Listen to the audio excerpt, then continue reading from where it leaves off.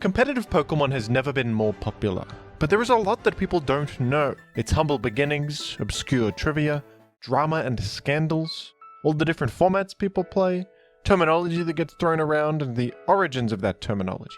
So I put together this iceberg chart explaining various concepts in the competitive Pokemon community, with simple common knowledge at the top and more obscure and out there stuff as it goes deeper. So let's explain every entry in this competitive Pokemon iceberg.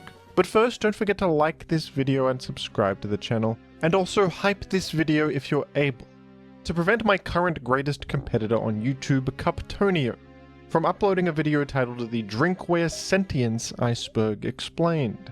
This popular trending topic for a video will no doubt siphon views away from this iceberg video and completely ruin the reputation of my channel. Thank you. At the top of the iceberg, the first entry is VGC, which is the official competitive Pokemon format.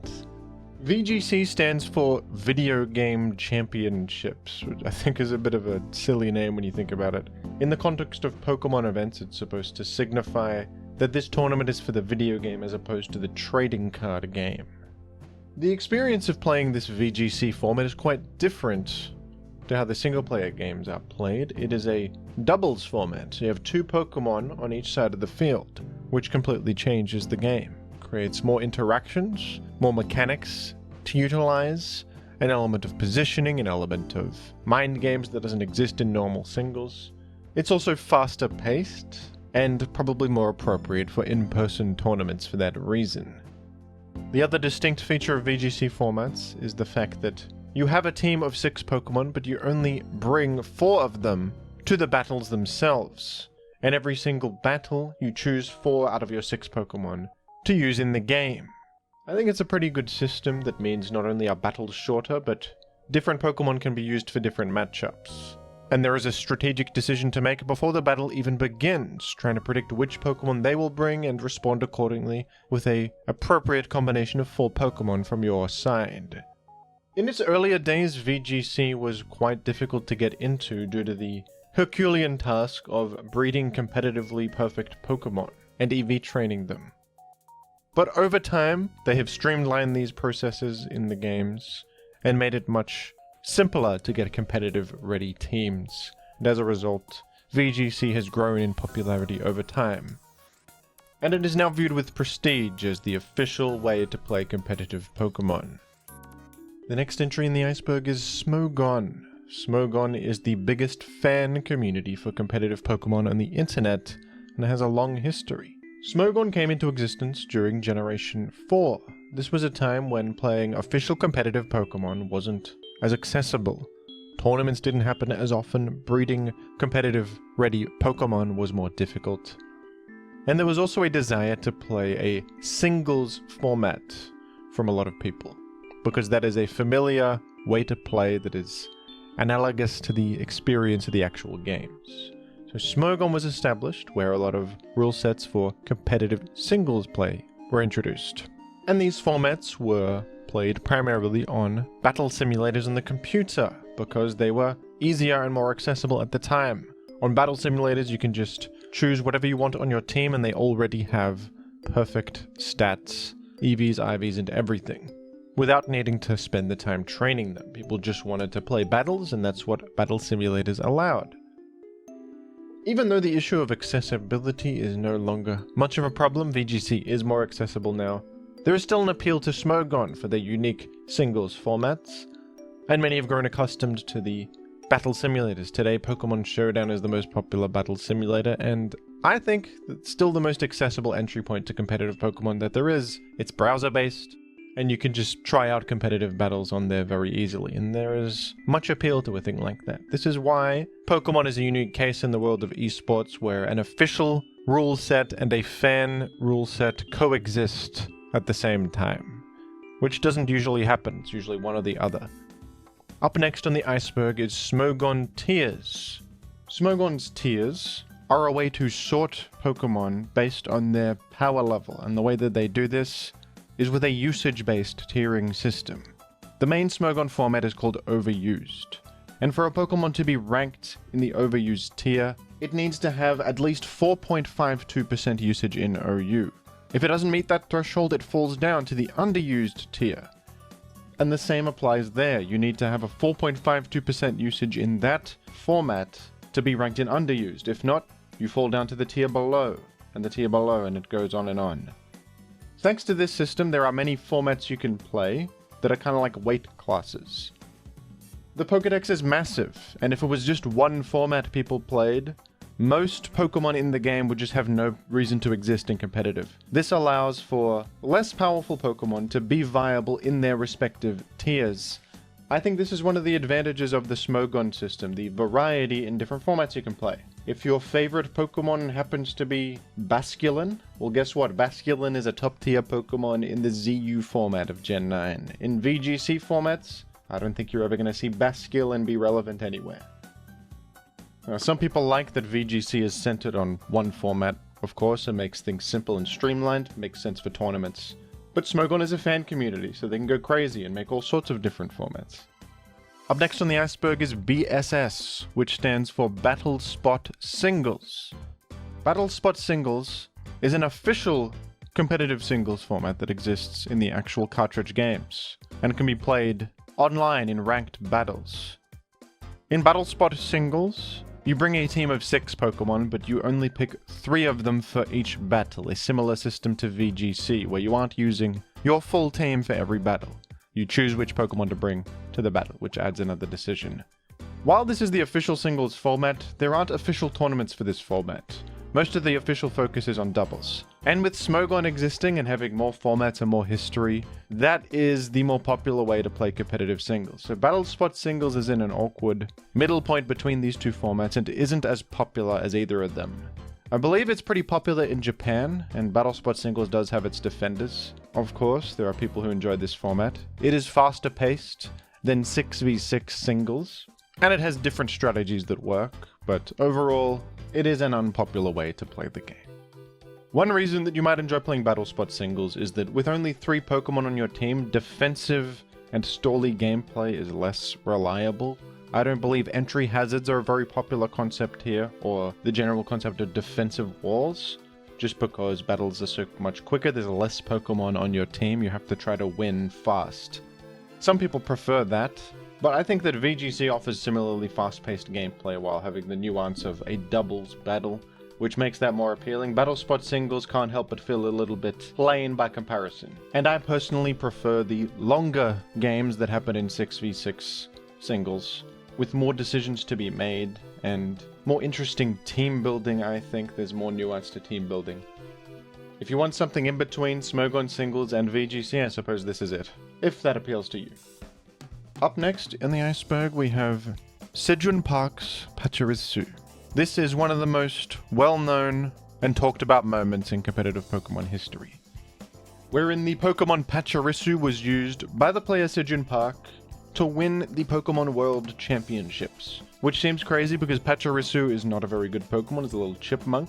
Is that a chipmunk? I think so. Squirrel? It's a little rodent creature, it's a little electric rodent, whatever it may be.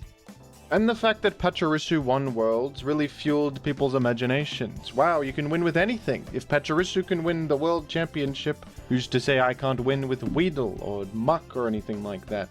People would refer to this moment to put forth the idea that anything can win if you put your mind to it. Very anime attitude. If my bond with my Pokemon is powerful enough, anything is possible, and it's a romantic idea indeed, but also not really true. The case of Pachirisu being used here on this world-winning team was a more strategic choice than people realize. It's not because Sejun Park particularly loved Pachirisu, it was a utility Pokemon that did a good job here. Because Pachirisu in doubles has the nice combination of Volt Absorb, which grants an electric immunity and healing if struck by an electric move, and the move Follow Me, a very useful utility move in doubles that forces all enemy Pokemon to target the user. This means that Pachirisu makes a good pair alongside other Pokemon of the team like Gyarados and Talonflame, who are both weak to electric and might want a teammate to siphon those electric moves to itself while being immune to them. So that was a very useful synergy there. Pachirisu also has other nice utility like Super Fang. Super Fang is an attack that always deals half of the enemy's current HP. Since Pachirisu is not a very strong attacker itself, This is a nice way to deal a set amount of damage and combo with an ally who can then finish off the remaining 50% of the enemy Pokemon's health alongside Pachirisu. Pachirisu also has Nuzzle, which is an attack with a 100% chance to paralyze. It has low power, but this is a very useful utility move as well to spread paralysis and cripple enemies by lowering their speed. So Pachirisu here was a choice that synergized with the team, filling out this utility and especially synergizing with the electric weak Pokemon that appreciated a teammate to redirect the electric moves to itself. So the truth of it is that you can't really use absolutely any Pokemon whatsoever and via the power of friendship make them work. The Pokemon has to do something and make some sense on the team synergistically, which Pachirisu did here.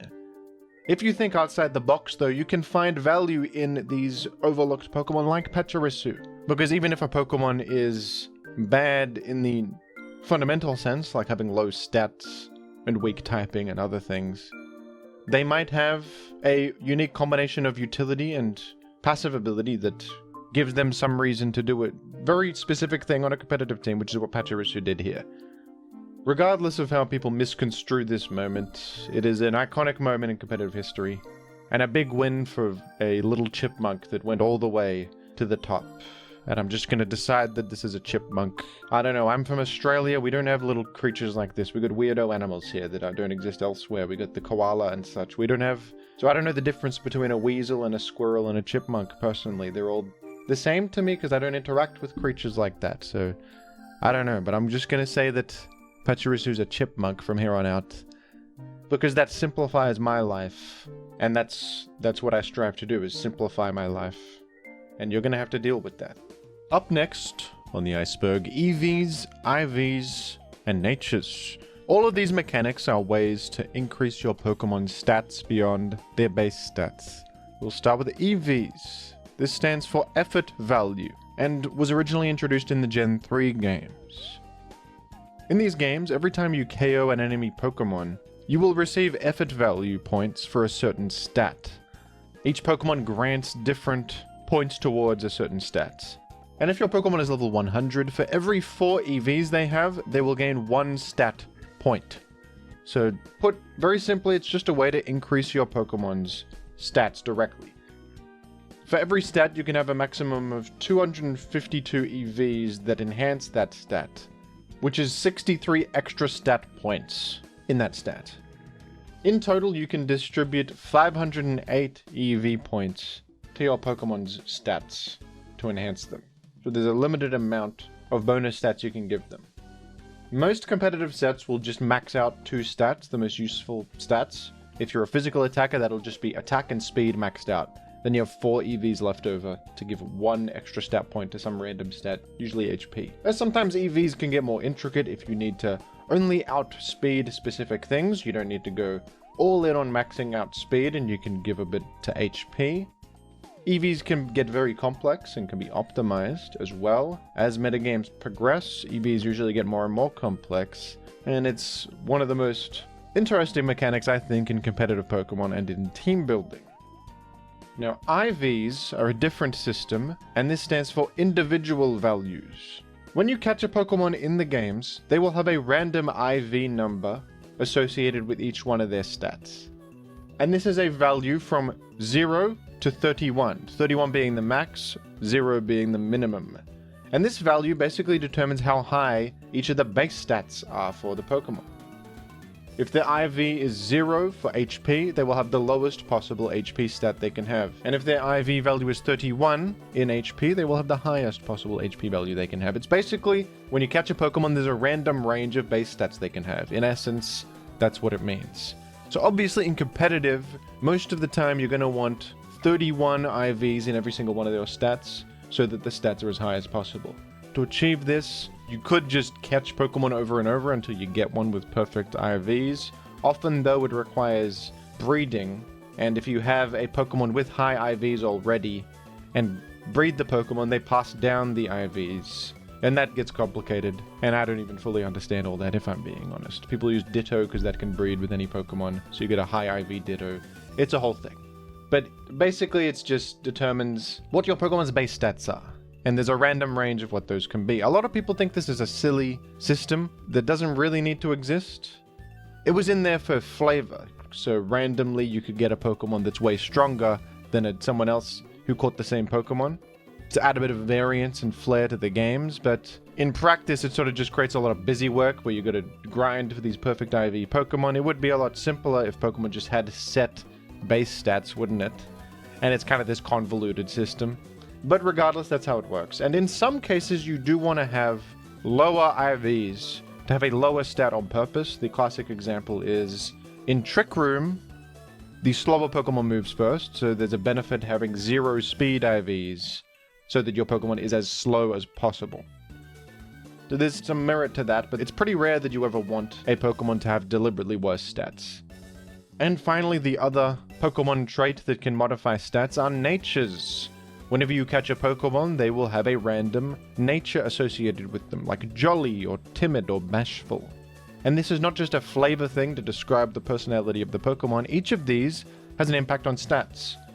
Some of them have no impact, there's some that are just neutral, but most of them will add 10% to one stat and subtract 10% from another.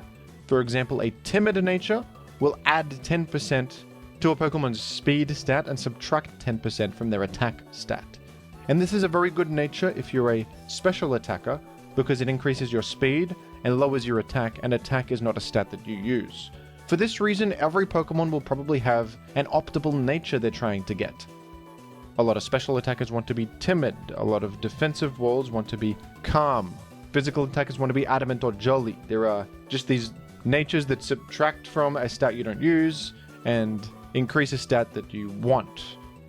Back in the day, you would have to just keep breeding or catching Pokemon until it had the nature that you want. But now they've got the mint items that can modify a Pokemon's nature to be the one that suits them best. This mechanic is also a bit convoluted, but it does add a nice decision of what nature you want to make your Pokemon, which can be different depending on the context. Whether you want to favor speed or attacking power or defense. The choice of which stat to subtract from is often interesting and can lead to sometimes Pokemon running, for example, the hasty nature, which increases speed and subtracts from defense. And that's because maybe they're a mixed attacker that doesn't want to attract from any of the offensive stats, so they'd rather subtract from defense, and that's the lowest impact thing to subtract from in that case. But overall, EVs, IVs, and natures are the main stat-altering mechanics in Pokemon, and they're very important for competitive. Up next on the iceberg is Karen Quote. This is a quote from an in-game character called Karen, who is in the Gen 2 Elite Four.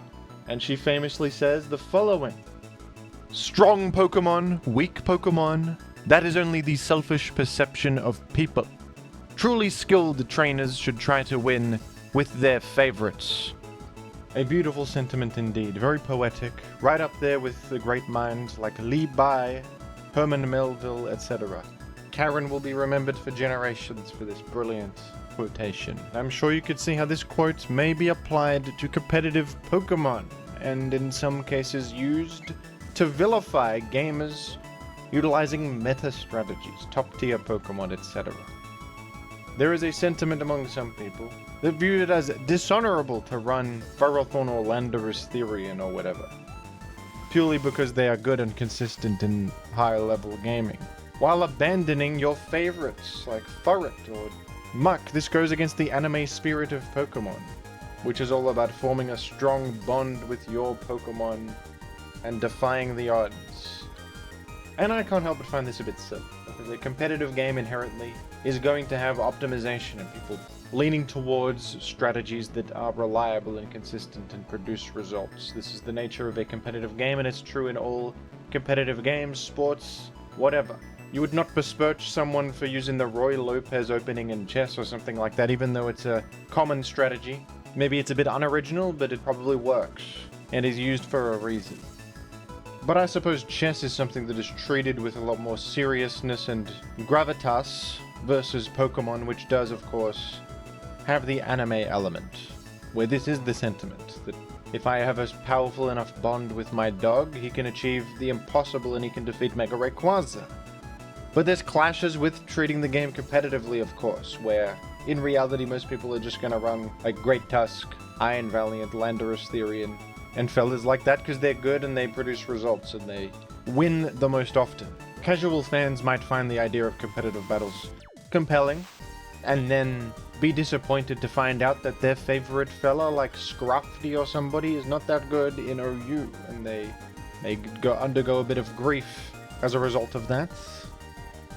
But in any competitive game, if you ignore the metagame and just try to brute force things into viability, it will not work. You have to interface with the game you are playing.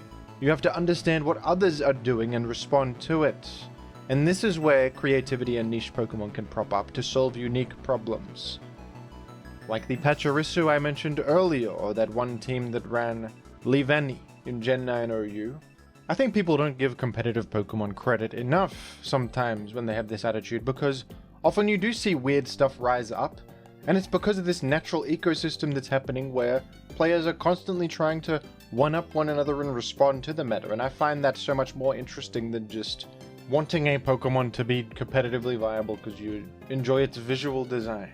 No, it's more interesting to me when, for example in Gen 4 OU, Nidoqueen rose up to the forefront of the OU metagame because it was a popular response to enemies like Lucario, Infernape, Toxic Spike strategies, etc. To view competitive Pokemon as a cynical thing where people are just copy-pasting the same teams, I think is really missing what makes it so cool and compelling, which is that yes, there are top strategies, but succeeding in competitive Pokemon is never so straightforward. It's the truly creative minds that can think outside the box and find unique solutions to problems that often rise up and even establish what the metagame is in the first place.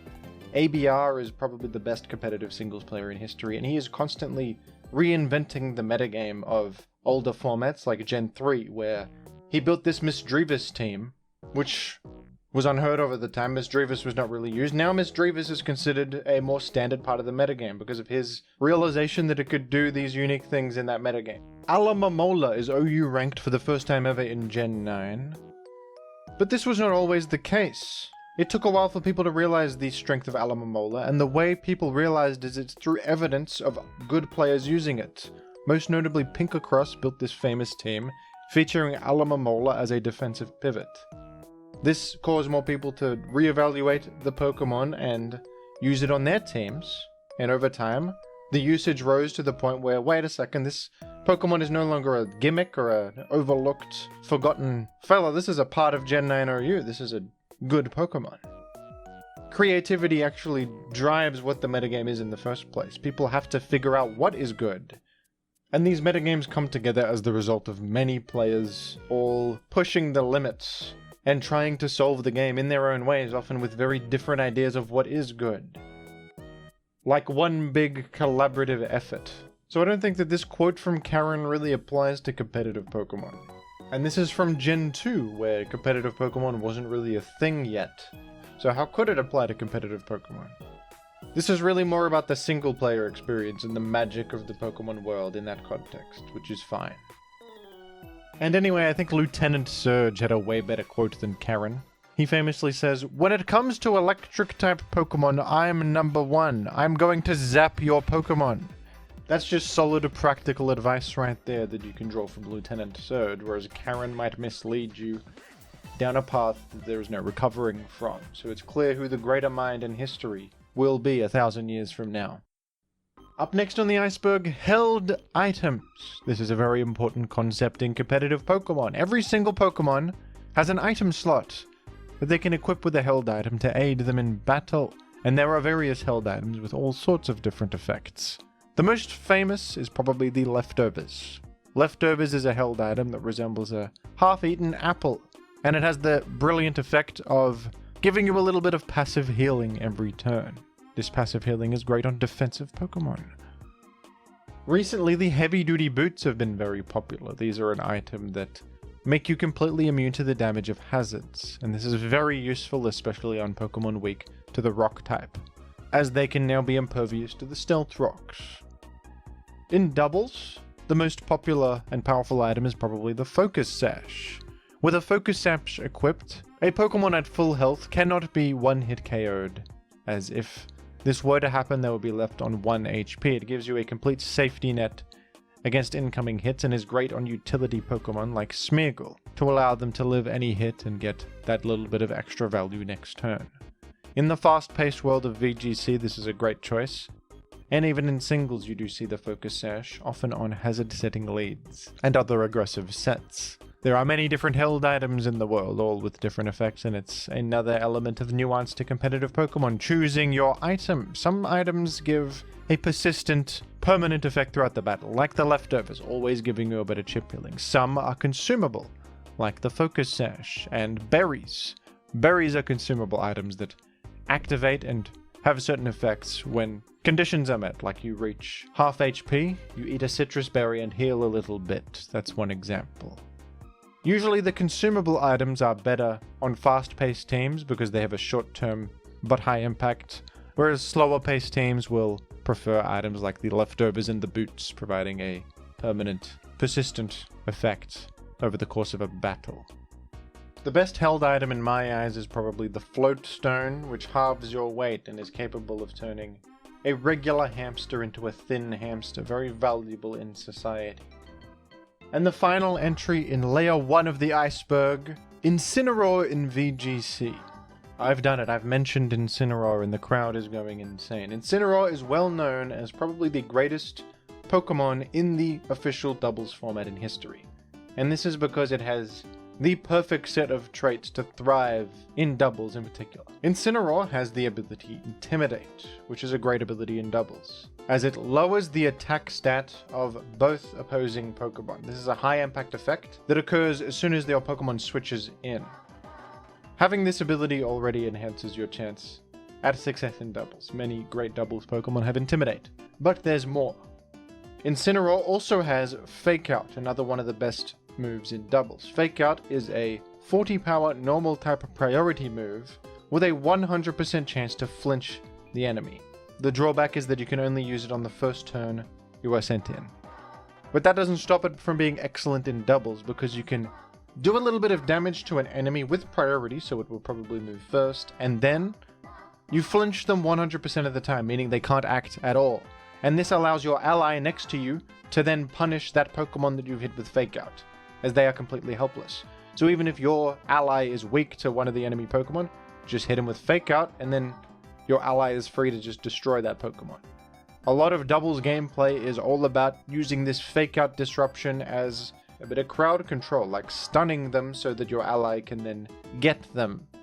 So this is pretty much the real foundation of what makes Incineroar great, is that it has Intimidate and Fake Out on the same set, and not many Pokemon have that combination. I think Scrafty does, but Incineroar has a superior typing because it is Fire Dark. And as a Fire Dark type, it is crucially neutral to Fairy, and that's a big deal, because Fairy is a meta type, and often Fairy types are using the spread move Dazzling Gleam to deal AoE damage. Incineroar is sturdy against that, while Scrafty is ×4 super effective from Fairy type damage, which is no good. So Incineroar's typing is quite nice, defensively speaking. Dark typing also has the benefit of making your Pokemon immune to the effects of Prankster utility moves. Prankster is a great ability in Pokemon that grants priority to non-attacking moves. And it's very common in doubles, as with Prankster you can set Tailwind and use priority to paralyze the enemy and encore them and other effects. So having complete immunity to Prankster Pokemon using utility moves against you is another point in Incineroar's favor. Incineroar, also a physical attacker immune to being burned, that has value too. And Incineroar has the excellent Stab Knockoff. Knockoff is a high value, hard hitting move that removes an item from the enemy. And the rest of Incineroar's move pool is also pretty great for doubles. You have U-Turn as a pivoting option, which is nice, as it allows you to switch your Pokemon out and then bring it back in to intimidate both opponents, and then have the Fake Out active again, which is very high value. Incineroar just switching into the field is just such sheer excellence, nerfing both opponents and threatening that Fake Out CC. So U-Turn just allows it to do that more often. A lot of doubles gameplay is just pivoting out your Incineroar, bringing it back in constantly, because it's so good to do so. Incineroar also gets Parting Shot as another pivoting move that lowers attack and special attack of the opponent and then switches you out, which is also great. You have Roar and Snarl, which is an AoE move that lowers special attack. Flare Blitz is just a good fire move. Roar can be useful to defeat boost sweepers. Incineroar's got it all. It's just such an easy Pokemon to throw onto a team, and it's always going to do stuff in doubles battles. It feels like the perfect Pokemon for the doubles environment, with a great combination of utility, typing, move pool, everything that you want in that environment. And it is famous for it. People know Incineroar for its great competitive prowess. If you watch any tournament, there's probably Incineroar's involvement. Incineroar is everywhere you look. Is that a good or bad thing? It depends who you ask. I personally find Incineroar to be a bit of a big brute. I don't really like his vibe. I don't like his energy. And I would prefer for Incineroar to leave me alone.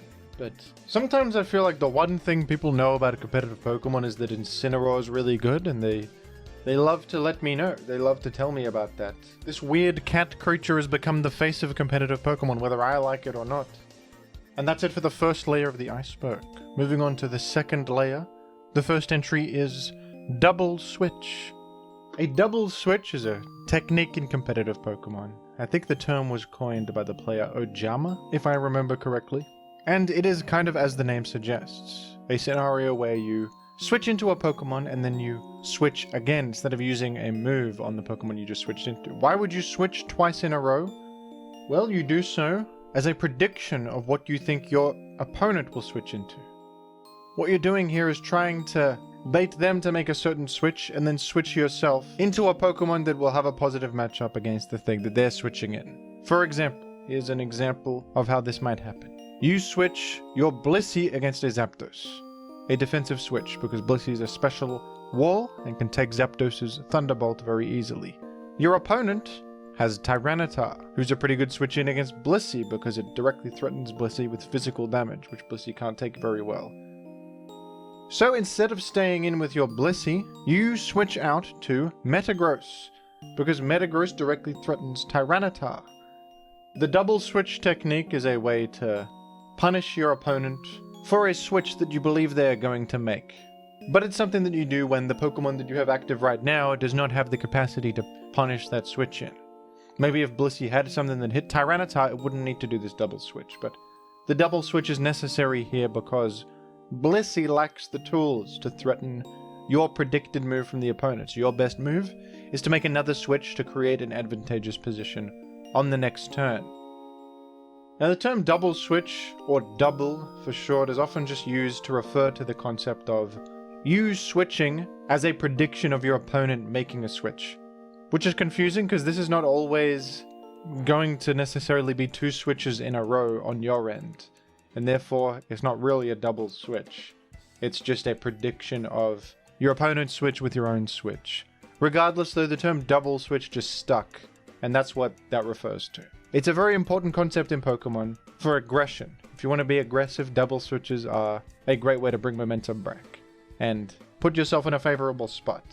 And to succeed at double switching, you have to be good at identifying the game state and realizing what the current game state is incentivizing your opponent to do. The example I used before of Blissey being on Zapdos. Zapdos never wants to stay against Blissey. It's going to get statused and lose 1v1 over time. The opponent wants to make a switch to something that is able to threaten Blissey and bring themselves back into the game. Therefore, you can identify that that's what they want to do and make a choice that punishes them, which in that case would be a double switch. This is a pretty well-known idea and one of the cooler parts of competitive Pokemon, in my opinion. This kind of interesting mind game. It's something that you would never really do in the single-player game where opposing AI doesn't make defensive switches. Up next is McMeghan versus Lavos, one of the most famous battles in Pokemon history, but not necessarily because of the battle itself, but because of the aftermath.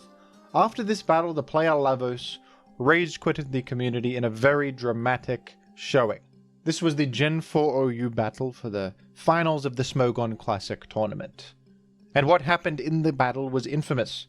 McMeghan sent out a Gyarados on turn 1, and this Gyarados single-handedly won the entire game, Dragon Dancing up a couple times and then spamming the move Waterfall, and crucially flinching Lavos at key moments where Lavos may have defeated the Gyarados.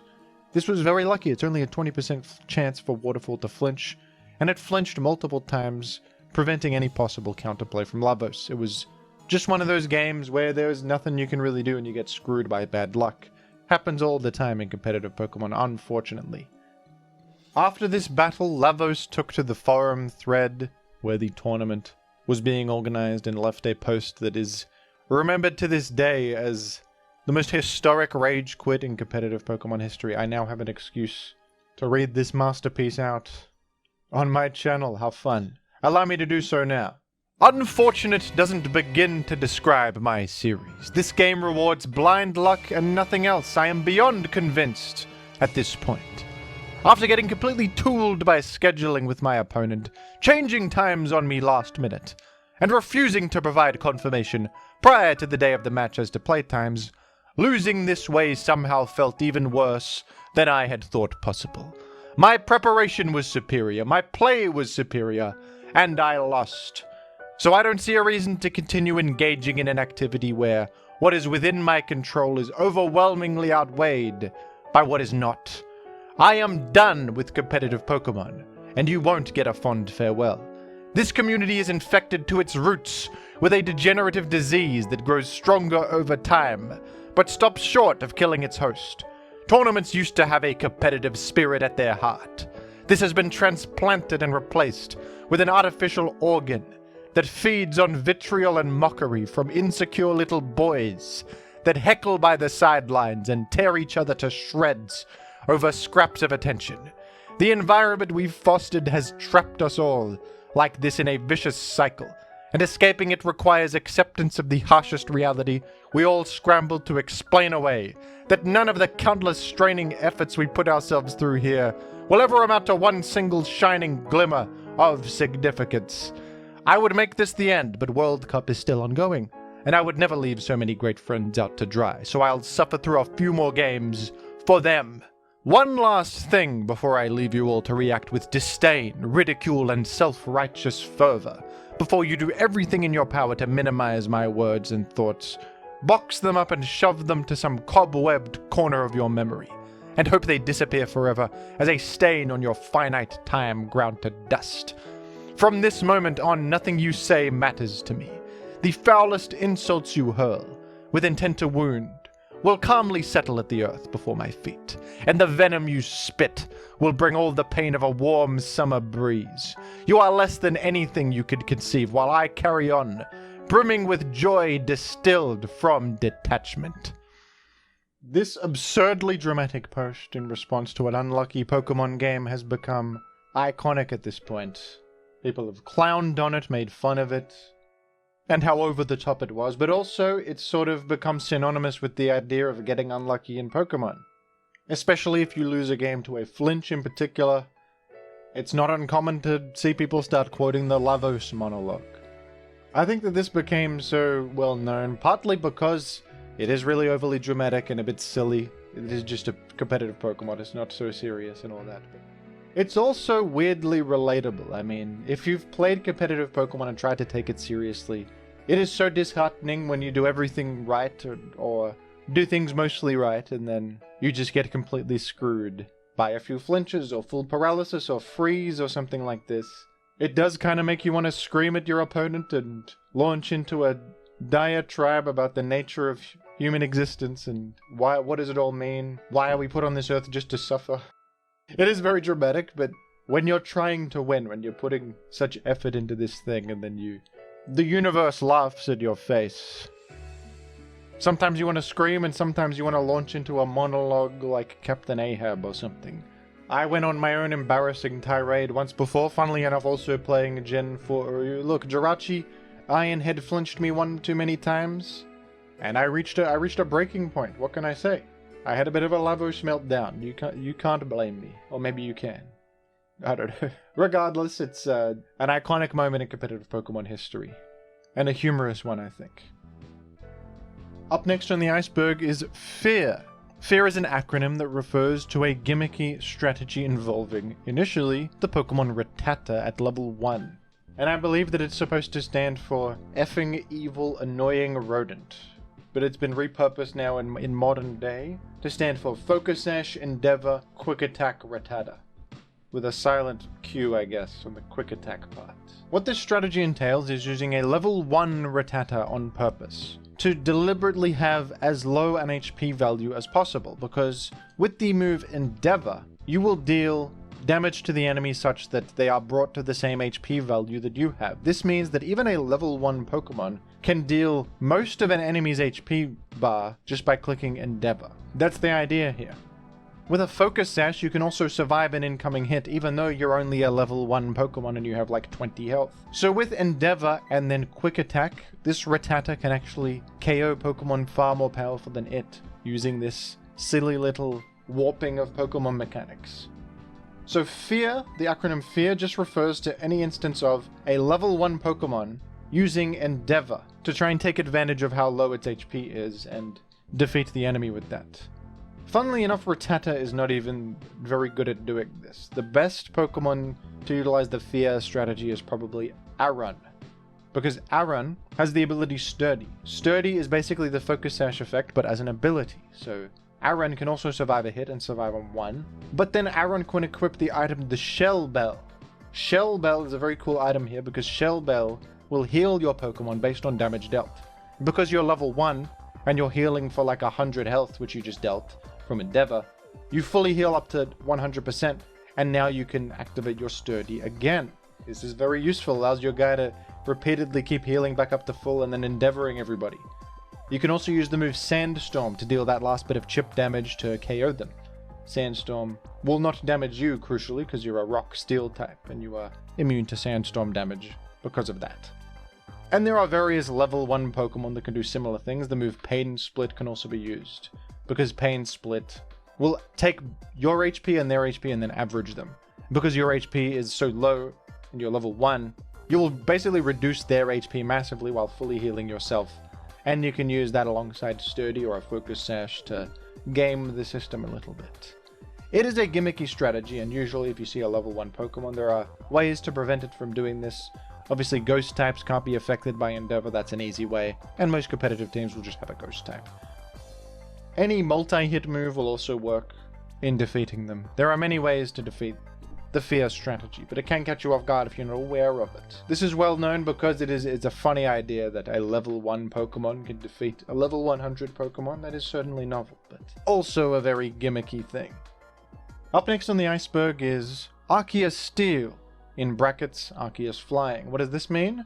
This refers to a popular meme image utilizing a very silly naming mishap to trick an enemy into a false sense of security.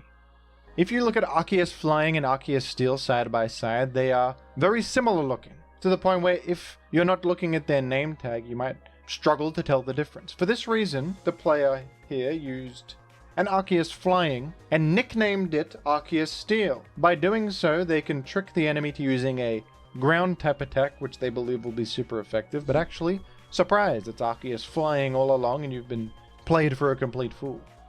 And this image got popular because it was a funny little trick, but it also showcased the issue of, well, wait a second, if you nickname your Pokemon the name of another Pokemon, that's kind of dishonorable, because you can just trick them into thinking that it's the other Pokemon. So it is now actually illegal in Smogon formats to nickname your Pokemon the name of another Pokemon. So I cannot call my Pikachu Arceus, that's illegal. Up next on the iceberg is Team Archetypes. Team Archetypes are a way to categorize different teams, their game plans, their pace, and how they operate. And it's a useful framework to identify what a team's win condition is, how to play against it, and even inform your own decisions building your own teams. You could view Team Archetypes as a kind of spectrum, from defense to offense. And on the far side of the defense spectrum would be Stall, or Hard Stall. Stall is a team archetype that aims to maximize defensive power, sometimes employing absolutely no offensive Pokemon whatsoever. The goal of the team then is to wear out your enemy until they have no more resources left, because your defensive Pokemon are so powerful that they can't be broken through. You might use mechanics like Spikes or Toxic to also wear down the opponent over time. Many players dislike Stall, but usually, to be honest, Stall is not very good. At least Hard Stall is not very good because it's too passive. If you go a bit further to the offense side of the spectrum from there's Semi-Stall, which might have a general lean towards defensive gameplay but have some sort of win condition to speed things up in an endgame situation or play towards. Maybe one Boost Sweeper, like a Dragon Dance Dragonite or something. as a way to push through and end the game without it being completely defensive. Then you would have something in the middle, which you call balance. Balance is a team style that has a equal amount of offense and defense on it. You have a couple defensive walls, a few offensive threats, and maybe some utility Pokemon. This is the most popular style of Pokemon team, and usually the most successful, because obviously it has a bit of everything. It has a bit of offense, bit of defense, so you can kind of change the pace of how you're playing mid-battle and decide what to do, whether to go in a more defensive or offensive direction. It's very malleable. And then further toward the offensive side of the spectrum, you have Hyper Offense, which is, as the name suggests, usually more all in on the idea of offense, with almost no defensive Pokemon or defensive switch-ins whatsoever. So you might have, for example, a sacrificial lead that sets hazards or screens or other utility effects to help your teammates start going for the throat and going for the win with boosting moves, wall-breaking moves, choice band, physical attackers that just try to brute force their way through the enemy team. You can also get more specific when categorizing teams into archetypes, like there is Sticky Web Hyper Offense and Screens Hyper Offense and Electric Terrain Hyper Offense. There are weather teams, and you can have Sun Balance or Sun Offense, and these sorts of things. In Gen 5 there was Hail Stall as well. Team archetypes are just a good way to identify styles of teams, and it is useful to understand this if you're getting into competitive Pokemon. Up next is Random Battles. Random Battles is a Pokemon format created by Smogon, and it is probably the most accessible format for new players getting into competitive Pokemon, in my opinion. In Random Battles, you don't build a team, you are randomly assigned a team from pre-made sets. And interestingly, not everything is level 100 in Random Battles. Lower tier Pokemon by Smogon Tier standards are higher level, and higher tier Pokemon are lower level to try and even the playing field and make every Pokemon feel a little bit more evenly matched. So a weaker Pokemon will be higher level than a usually strong Pokemon. Despite your team being random, there's a surprising amount of skill in Random Battles, working with what you're given and trying to make the most out of the random crap that you've been delivered. And it's a great jumping off point for people who want to just get into competitive Pokemon, because team building is complicated. It's very difficult to build a good team from scratch. Good team building requires a lot of iteration, and even if you're using a sample team or a pre-built team in a competitive Pokemon format, there's still a metagame you have to learn and complexity with that. But in Random Battles, every game kind of just depends on what random team both of you are given. It's a bit more free form, it feels like. You're kind of just playing fundamental Pokemon. And the stuff you have to learn are things like mind games and hazard management and resource management, which are fundamental skills that I think translate to every Pokemon format. Random Battles is great in my opinion. It's very fun. And I think if you want to get into competitive Pokemon, it's the best way to just give battles a go in a low-stakes environment that is just straight up battling. Also, because the sets are pre-made, they resemble actual competitive Pokemon sets and give you an idea of what Pokemon usually run in proper formats, so that's good as well. Up next on the iceberg is Old Gens. I've spoken about how there are different Smogon formats you can play with different usage tiers, creating a bit more variety. You can play like NU, where lower power level Pokemon are allowed to exist in a world just for them. But what's also fun about Smogon is that they have tiers for older generations. And as you might know, every single generation of Pokemon is very unique. They all have different mechanics, different Pokemon that are top tier, and all sorts of different quirks. People even play Gen 1 competitively. Despite Gen 1 being pretty bare bones, there's a lot to appreciate about it, and unique glitches and weird interactions that are only present in Gen 1. It's a very intriguing format. I personally enjoy Gen 3 for its weird middle point between old Pokemon and modern Pokemon, with systems like EVs and Natures, but still having no physical special split and limited items, leading to this fun middle point, I think, where there's a low power level, but it's still a good amount of variety at the same time. I tend to like that kind of format, and it's great that we can still play Gen 3 today, thanks to the preservation of old gens on Smogon. Gen 5 certainly has its flair with the permanent weather effects in OU, like Politoed's Drizzle and Ninetales' Drought, that had massive metagame impact. Even Gen 7 OU has its appeal with a format where both Megas and Z moves are present, and the entire Pokédex up to that point is usable, creating one of the most chaotic and dense metagames in history, before the Dex cuts happened and cut a lot of content from the games. Gen 7 sort of had everything up to that point, which is quite fun. So there's a lot to appreciate about old gens, and each generation, I think, has its own fun and unique flair. Up next on the iceberg is open team sheets. This is a recent rule change in the VGC format that requires players to disclose a significant amount of their team's information when competing in a tournament. This includes their movesets, what Terra type they have on their Pokemon, and also their held items. This was a significant change for VGC because previously this information was hidden, and you would have to figure it out over the course of a set. You would have to figure out what items they're holding by interacting and seeing their items activate, and then usually write them down on a little notepad or something. Same with their movesets, you reveal them over time. Now, all of this information is available to you. And that completely changes the game because when both players have perfect information, they are no longer caught off guard by a surprise moveset option or a surprise item that might counter a certain thing. This was a significant shift in VGC that some enjoy because with perfect information, it becomes a bit more chess-like, doesn't it? You both know what tools you have, and it's all about when are you going to use those tools rather than trying to figure out what those tools are. Some dislike this system though because the element of hidden information was a fun part of the game that could enable bluffing and surprises and unique team building that is built around baiting people and such with specific sets. In competitive singles, there are no open team sheets, which I personally prefer because I think it adds nuance to team building, but I think in the doubles world, the open team sheets works fine and people seem to like it. Another reason they added open team sheets is because there was an issue of cheating in doubles, where you could gain information about a person's team when playing them and maybe you lose, but you would then tell your friend who's up against that opponent you just played and reveal information about the team of their upcoming opponent, giving them an unfair advantage. And there was no real way to police this. If you just have friends that are conspiring to give each other team information, then you are at a significant advantage, aren't you? And they can't monitor you and prevent you from doing this or anything. So to dissuade people from doing this, they just created open team sheets so that this information is available to everyone and there's no longer this element of cheating. It's unfortunate they had to do that for that reason, but I suppose it does make sense as well. Regardless, so that's the system that exists and that's how it impacts competitive doubles. Up next on the iceberg, we have Gen 1 Mewtwo. Gen 1 Mewtwo is a famous Pokemon because it is one of the most powerful Pokemon in any format of all time. In Generation 1, Mewtwo was absurdly overpowered. It is a Psychic type, one of the best types in Gen 1.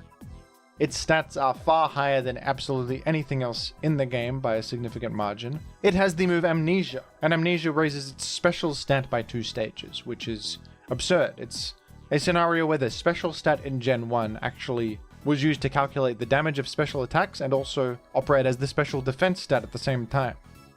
So by raising your special stat 2 stages, you are basically increasing special attack and special defense by 2 stages in a single turn, which is ridiculously overpowered. In the format of Gen 1 Ubers, Mewtwo is on absolutely every team. It is an auto-include, it is an imperative, and it is so much more powerful than everything else in the game, it is absurd. It is well known as one of the strongest Pokemon in history, and the original broken legendary. And the final entry in Layer 2 of the iceberg is Gen 2 Snorlax. In an absolutely absurd turn of events, the most powerful Pokemon in Gen 2 is Snorlax. Snorlax is more powerful than every legendary in the game, and is an auto-include in every single team, not only in Gen 2 OU, but in Gen 2 Ubers, where legendaries are legal. Snorlax is uniquely positioned in the Gen 2 environment to thrive. It is absurdly bulky with incredible HP and special defense, and it has the new move Curse that allows it to boost its attack and defense, perfectly filling its gaps and allowing it to be an incredible win condition and boost sweeper. It also benefits greatly from the leftovers, healing a percentage of its HP. Since it has such a high HP, it gets so much raw health out of the leftovers, making it very difficult to actually defeat. This bulky blob that is so hard to kill, especially because there's a pretty low amount of fighting type attacks in the game at the time, just led to Snorlax being an absolute auto-include, and that's not to mention Snorlax having unbelievable moveset variety. There is the Curse Sweeper set. There are also just 4 attack aggressive sets with Self-Destruct, which is a powerful self-sacrificial move that's probably going to one-hit KO whatever's in front of you. You have mixed attacking Snorlax sets with Thunder and Fire Blast to actually threaten the things that would counter the physical Snorlax sets, like Steel types and Skarmory. You can even run Surf to hit Golem, who otherwise checks you, but you can run Surf and now, whoops, Golem's dying to Snorlax too. Snorlax is absurdly versatile and powerful in Gen 2, to the point where it is not just the most powerful Pokemon in that generation, but one of the most powerful Pokemon in history. Now we move on to Layer 3 of the Iceberg. The first entry in Layer 3 of the Iceberg is Trapping. Trapping is a mechanic in Pokemon that prevents the enemy from being able to switch, and it is a very infamous strategy indeed. The best trapping effect in the game is probably the ability Shadow Tag, which simply prevents the enemy from switching when your Pokemon is on the field. This is a very, very powerful way to simply trap the enemy. That doesn't require to use a move or is not limited to what type the enemy is. You just trap them. The original Pokemon to abuse this ability was Wobbuffet, who with its move Encore can force the enemy to repeat themselves, sometimes completely stalling them out of all their PP since they can't switch. You can also force them to use a specific attack, and then counter it with the move Counter or the move Mirror Coat to reflect the damage back to them, ensuring a KO. Wobbuffet and its powerful trapping ability were banned from multiple generations because of how overpowered this was and how difficult it was to stop. Another infamous trapper is Dugtrio, who has the ability Arena Trap. Arena Trap has the effect of trapping the enemy Pokemon if they are grounded, so this one's more limited. You cannot trap Pokemon if they are Flying type, or if they have the ability Levitate, or if they are holding the Air Balloon item. These effects mean that the Pokemon is in the air and cannot be trapped, but everything else gets trapped, and that's a lot of Pokemon. That's most Pokemon getting trapped by Dugtrio. Dugtrio is similarly controversial in multiple generations for its ability to enable stall, by guaranteed trapping the few things that are able to stop your stall strategy. This is a really, really broken way to build stall, and it actually made stall the best strategy in the game because the things that could defeat it just get trapped, and therefore the counterplay is very limiting. So Arena Trap in most generations is also banned. Another trapping effect is Mean Look, which is a status move that traps the enemy and prevents them from switching. Even this has controversy associated with it. In Gen 2, you could use Mean Look and then Baton Pass. And when you Baton Pass out after using Mean Look, the trapping effect persists even on the Pokemon you are switching into. So you can Mean Look them, Baton Pass to something, and then spam the move Sand Attack repeatedly, or Growl or something to just lower the enemy's stats to the point where they are completely helpless. Then you switch to a Boost Sweeper, who can maximize their stats while the enemy is just missing every attack and hitting you for 0 damage because all their stats have been lowered to the point of no return. And then with your maxed out Boost Sweeper, you can completely win the game against your helpless opponent. So this led to a ban of the combination of Mean Look plus Baton Pass, which can just lead to these Pokemon getting trapped and not being able to do anything about it. You could just literally win the game by nerfing them to the point of no return and then sweeping with a Boost Sweeper. The trapping in many forms is illegal and controversial.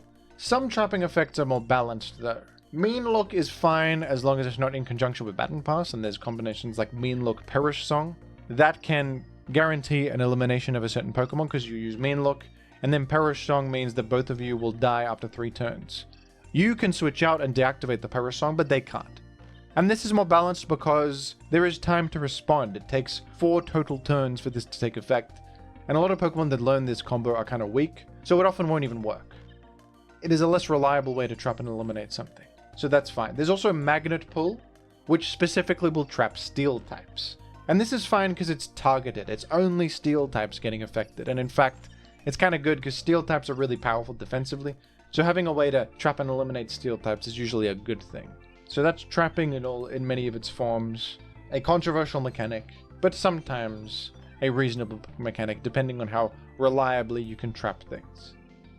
Up next is LC, which stands for Little Cup, and I think this is one of the coolest competitive Pokemon formats of all time. It actually originated from the Pokemon Stadium games, and there it was a rule set where you are only allowed to use first stage evolutions of Pokemon, and they have a maximum level of 5. So it's basically baby Pokemon, and they're the only things that are legal to use.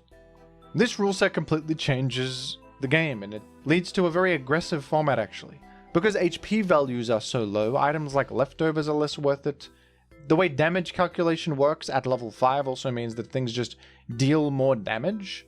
And also because HP values are low, the items like the Oran Berry or the Berry Juice can result in a full heal on your Pokemon, so everyone's using these consumable items, leading to a faster pace because the consumable items provide the most value. You also get interesting Pokemon seen in Little Cup.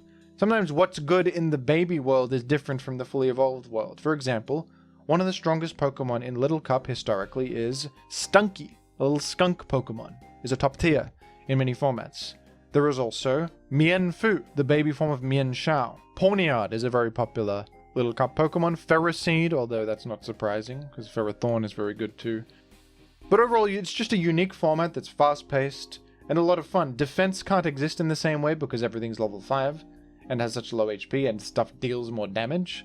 There's different items you see, like the Eviolite and the berries, and completely different Pokemon that prop up. I think it's awesome. I think it's cool that they took this idea from Stadium and kept it going in every generation. Smogon has a Little Cup format for every gen, almost. I don't know if Gen 1 has Little Cup. It probably does, actually. I've never played it. Little Cup is great, and it's very cool that this great idea from Stadium is preserved today by the Smogon community. Up next is 4 move slot syndrome. This is a term coined by competitive Pokemon players to describe the scenario where a Pokemon wants to have more than 4 move slots, but they are unfortunately restricted to only 4 move slots by the rules of the game. Sometimes there's a scenario where if a Pokemon just was able to learn 1 more move, it would completely round out their flaws and make them perfect. Or there's a scenario where they have so many options, so many good options, that it's hard to pick just 4. And by losing one, it has a drastic impact on that Pokemon's success in one matchup versus another. One example I think will be Dragonite in Gen 9, who has a tough time choosing its coverage. You want Fire Punch to hit Steel types, you want Ice Spinner to hit Gliscor and other ground types. You need Extreme Speed, of course, for priority, but you also might want Iron Head to hit Fairy types. Vaporeon in Gen 3 is another example, because it wants Wish and Protect for healing. It also usually wants Baton Pass for pivoting. Substitute and Baton Pass are a great combo because of its high health, but you can't fit all that.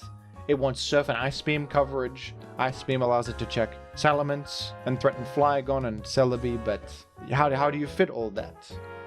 And then you even want Toxic to poison things and apply some status, but where the hell does that fit in?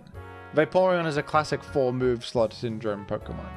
I think it's an important concept in team building, because certain Pokemon do suffer from choosing certain options over others, and they are making significant sacrifices when doing so, covering some matchups but not others. And it's really important in team building to choose which matchups you are covering, which you aren't, and where other teammates can pick up the slack and assist that Pokemon. So I think it's a useful term that is correctly identifying a problem some Pokemon do have. Up next we have cores. A core is a concept in competitive Pokemon that is basically a combination of multiple Pokemon that have a synergy in some way. If you've heard the term defensive core, what a defensive core is basically multiple Pokemon that cover one another's weaknesses and can together answer a significant amount of Pokemon more powerfully than they would individually. The most classic example is probably Skarmory and Blissey as a defensive core. Skarmory is the physical wall that is great at tanking incoming physical hits with its high defense, and Blissey is the special wall, capable of taking the special hits that Skarmory would otherwise be susceptible to. They complement each other and work well together. Sometimes there's also a typing element to it. A defensive core that I quite like is, in Gen 3, Milotic and Celebi. Milotic is a water type, so it is great against fire types. It's naturally great against mixed attackers who often use fire and grass coverage, but with weaker hidden power, so it can stomach the weak hidden power and threaten them. It's also good against physical attackers because water type in Gen 3 tends to resist or be neutral to physical damage. But it is susceptible to electric type and stab grass type moves, and that's where Celebi comes in to complement it. Celebi resists electric and it resists grass. So if Milotic is threatened by a certain move, Celebi is probably able to switch in and stomach it. On the flip side, Celebi is weak to fire, and is very threatened by Charizard and Moltres and Pokemon like that, even the mixed Salamence with Fire Blast. Melodic helps Celebi in that sense, because of its fire resistance. So these two are very complementary, and when one has a weakness, the other will fill that gap and make life easier for it. They're a great duo. So those are defensive cores, but there's also offensive cores in Pokemon. Offensive Pokemon that, when paired together, threaten a large amount of enemy Pokemon. And they threaten Pokemon that the other one can't. A nice offensive core in Gen 3 OU is Breloom and Charizard. Breloom is an aggressive Pokemon that aims to use Spore to regain momentum and deny the enemy turns, and then Focus Punch when the enemy is asleep to do big chip damage to things. It can also lure in enemies like Gyarados and Salamence, who can stomach a Focus Punch and then threaten to hit them with Stun Spore. Breloom is also great at luring in Celebi, because Celebi has a way to cure Stun Spore and also resists fighting. And that's why Charizard is complementary, because Charizard can switch in and then keep the offense going, directly threatening Celebi, and in fact, benefiting from the fact that Breloom lures in Celebi. A lot of offensive cores are based on one Pokemon luring in something else that allows the other one to then switch in and keep applying offensive pressure. So they're both targeting one weak point that then draws out a response that the other one can take advantage of. And then there are balanced cores, which can be maybe an offensive and a defensive Pokemon working together. One example in Gen 3 that's fun is Gyarados and Steelix. Gyarados is a physical boost sweeper with the Dragon Dance that gets checked very easily by Zapdos and Jolteon, who are electric types. Jolteon is often even faster than Gyarados after Dragon Dancing, and Zapdos can survive an incoming hit from it and then KO back with Thunderbolt. But Steelix is the perfect response to luring in those Pokemon. Steelix is immune to electric and directly threatens and applies pressure from the position of switching into a Zapdos or Jolteon. So for that reason, Gyarados and Steelix synergize, even though Steelix is a defensive Pokemon and Gyarados is an offensive one. They're a balanced core. This is another useful concept because you can't just evaluate each of your Pokemon individually, you have to understand how they are working together, both offensively and defensively.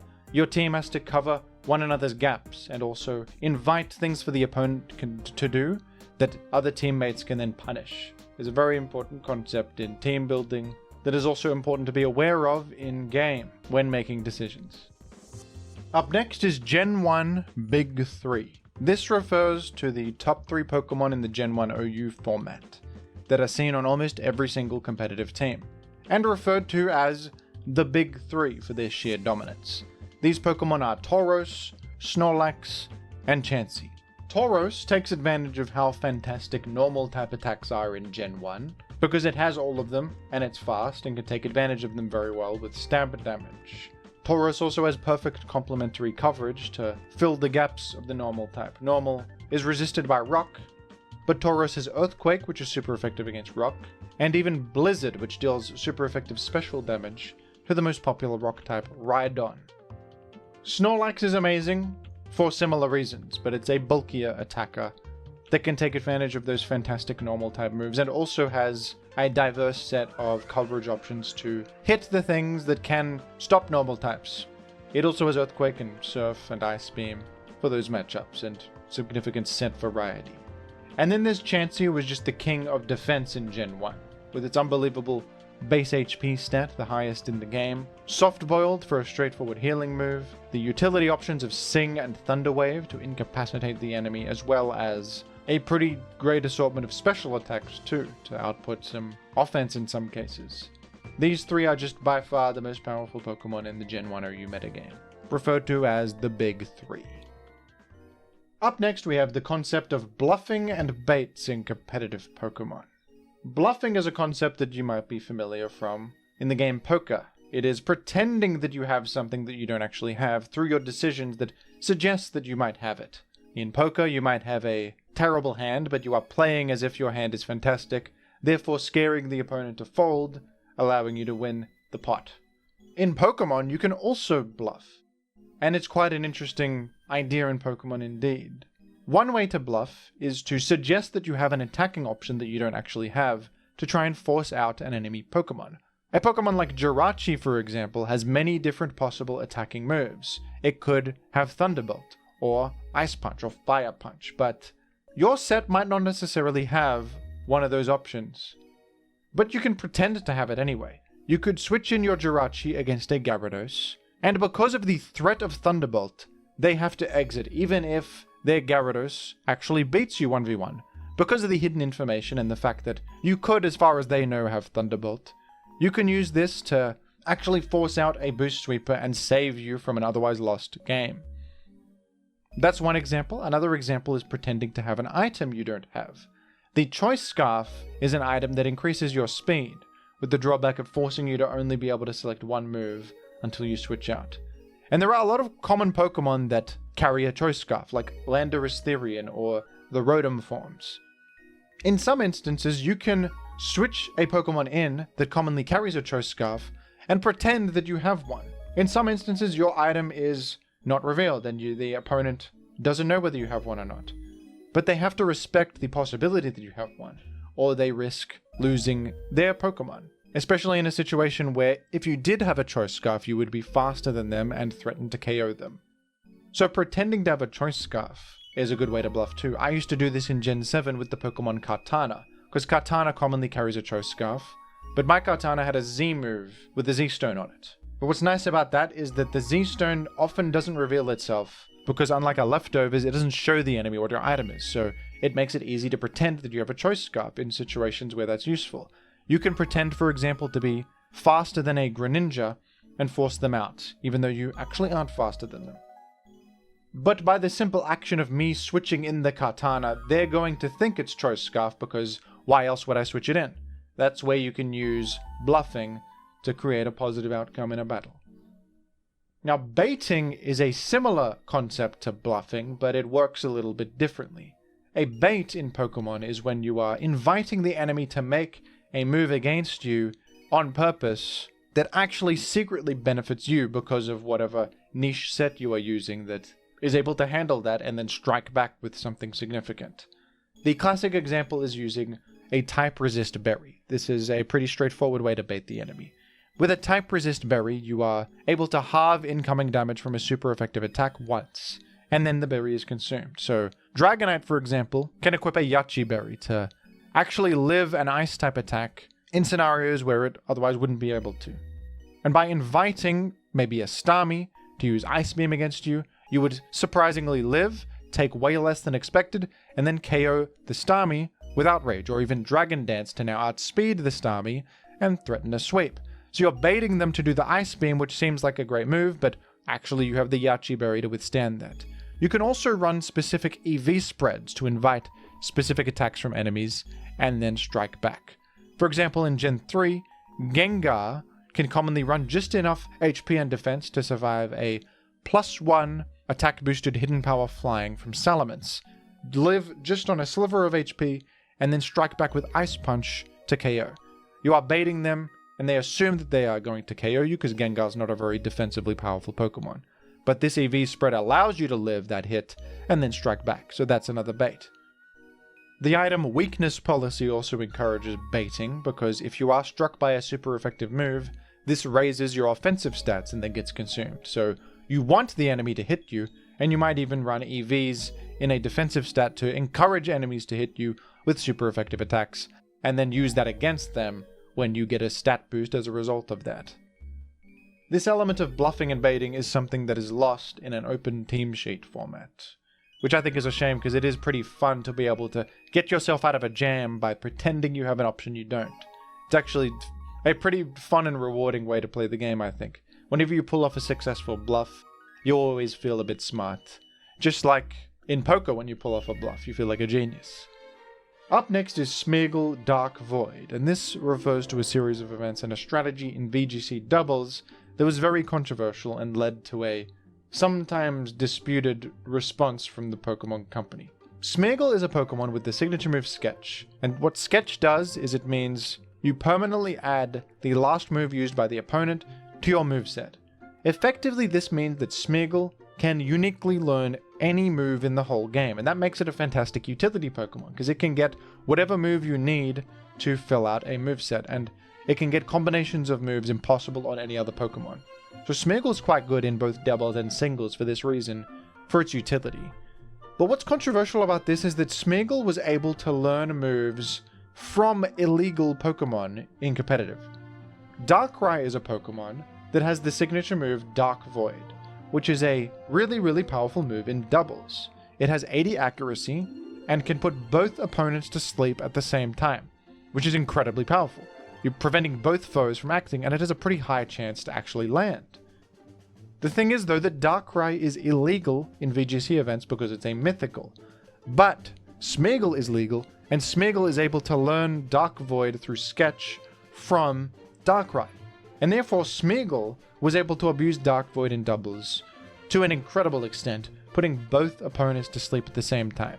And this absolutely dominated competitive doubles when it was allowed, to the point where it was a problem. And in the next game, they did something that is controversial to many.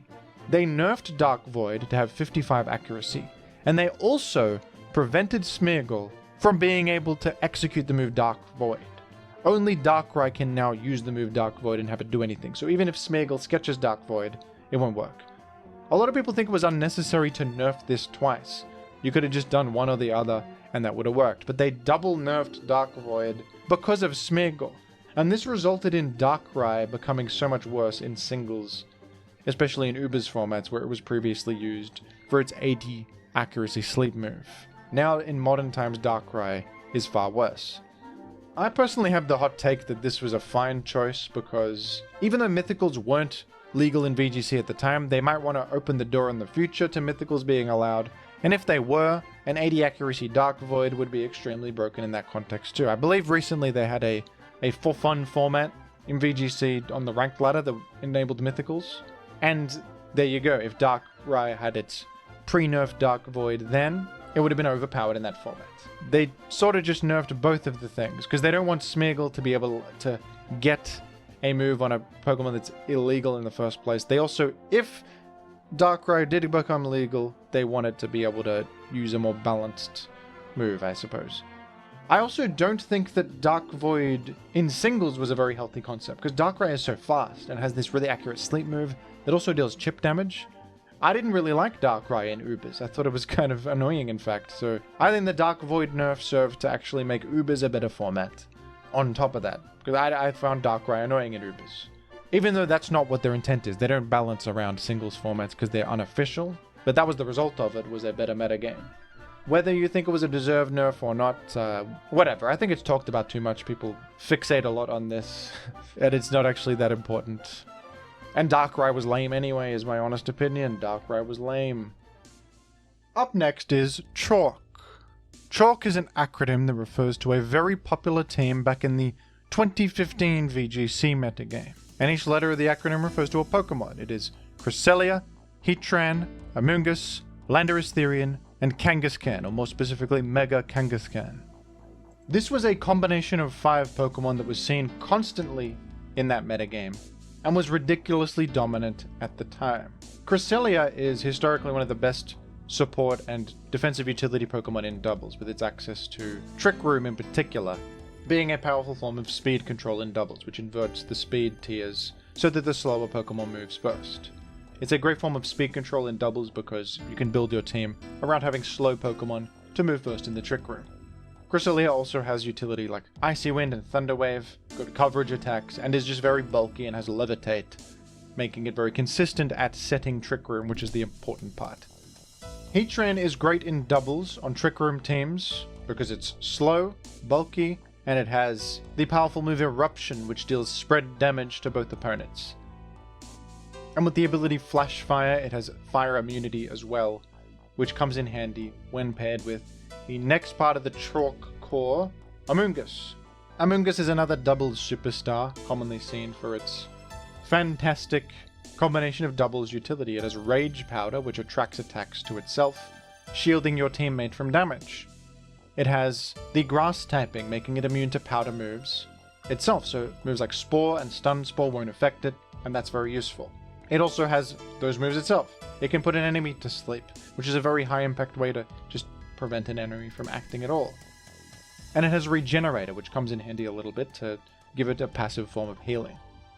To this day, Amoonguss is a staple of doubles, and When Heatran is one of the offensive special attacking powerhouses of the team, it's also nice to help Amoonguss in the face of fire type damage, because Heatran is there for support in that sense. And also Amoonguss can Rage Powder to attract water type moves to it to shield Heatran. They complement one another well. The L refers to Landorus Therian, who is just a great Pokemon in general. Also works well with the Trick Room with its high attack and lower speed depending on how you build it. It has Intimidate, which we established is an amazing move in doubles. It has U-Turn to pivot out as well and reactivate that Intimidate. It has great attacking options. It even has Rock Tomb, which can be sometimes used for speed control. Taunt, good utility in that sense. In singles, Landorus Therian is everywhere, and in doubles, that is much the same. Landorus Therian, generally great. And then finally, there is Mega Kangaskhan, who was the strongest Mega Evolution in the doubles format back in the day. Mega Kangaskhan was also really broken in singles, incidentally. Mega Kangaskhan has the amazing ability Parental Bond, which means that its little baby will attack after it attacks, so it basically gets 2 attacks. The second attack is weaker, but it's really useful to be able to get double value and also just deal more damage overall from these attacks. Secondary effects can apply twice, and with moves like Seismic Toss and Power Up Punch, you get double value out of those effects. Mega Kangaskhan crucially has Fake Out, which we established as well is one of the best moves in doubles, as it allows you to assist your team, preventing their threat from being able to threaten your ally and also leaving them helpless, like a CC effect to combo with your ally to double tap something. So Mega Kangaskhan with its access to Fake Out and just the great ability Parental Bond, which allows it to deal so much damage and get double value from secondary effects. These things all synergize well together, plus it synergizes with the Trick Room thing. So the Chalk Core, this combination of Pokemon, was seen all the time in this format to an uncanny extent. I mean, take a look here at the top 8 teams from the 2015 World Championship. Many of them feature the Chalk Core, and if they don't, they feature most of the Pokemon present within the Chalk Core with some slight variations. Though it's clear how dominant this particular combo of 5 Pokemon was at the time. Up next is Gen 1 Hyper Beam. In Generation 1, Hyper Beam is one of the strongest attacks in the game, and it works in a rather unique way. Hyper Beam is a 150 power normal type attack that, after being used, causes your Pokemon to recharge for a turn. So even though it has a massive base power, it's usually pretty bad, because after using it, you are helpless for a whole turn afterwards. But in Gen 1, there's a catch to this, because if you get a KO with Hyper Beam, you completely bypass that charging effect, and you just get to act again. You don't have to skip a turn. And because Hyper Beam has such a high power, it often does enough to KO something. Maybe they need a little bit of chip damage to put them in Hyper Beam range, but you're often just going to get a one hit with Hyper Beam and eliminate a whole Pokemon.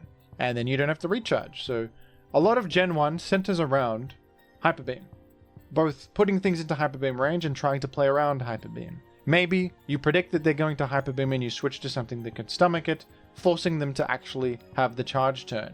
Maybe you're threatening Hyper Beam and you don't Hyper Beam because they think you're going to Hyper Beam, and then you actually Blizzard the incoming Rhydon or something. So a lot of mind games center around will they or won't they Hyper Beam.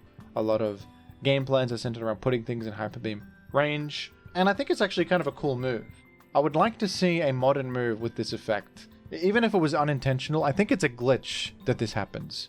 There's something in the code that when a KO happens, it bypasses what was supposed to be the drawback of the move. But it actually makes for a pretty fun move in competitive because of the mind games associated. You can bait Hyper Beam, switch to something that can live it, and then punish them for it. There is still a cost. It's not all upside. It's a powerful move, of course, but it creates fun dynamics in mind games that I think it would be fun to maybe see something like that in a modern game.